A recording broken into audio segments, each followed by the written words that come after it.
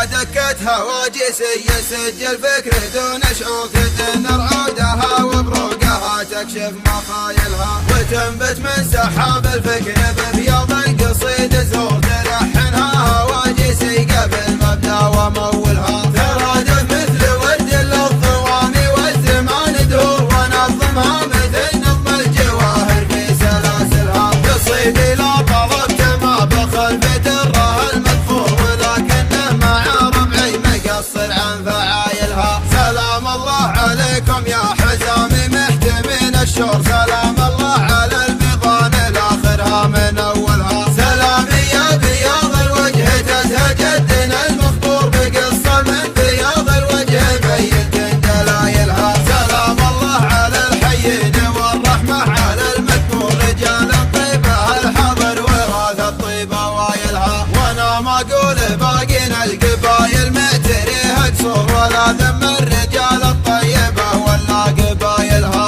اقول عيال الابيض في سنام الطيب فوق الكورمه والسمتن على الطيب الثلاثه اللي تمثلها قبايلنا كواكب والكواكب في فضاها الدور لكن الشمس ربعي والكواكب في منازلها هلا الطله رجال العرف واهل المنزل المعمور كرمهم لو وصف مثنة هلتها مايلها رياجيل الشجاعة مسبن الخايف ثرى المقهور يدور الوقت والايام ما تمحى مثايلها حقايق والشهود خصومنا ما هي شهادة زور حقايق من سمعها قال صح لسان قايلها تريح يا قصيدي من تمحصر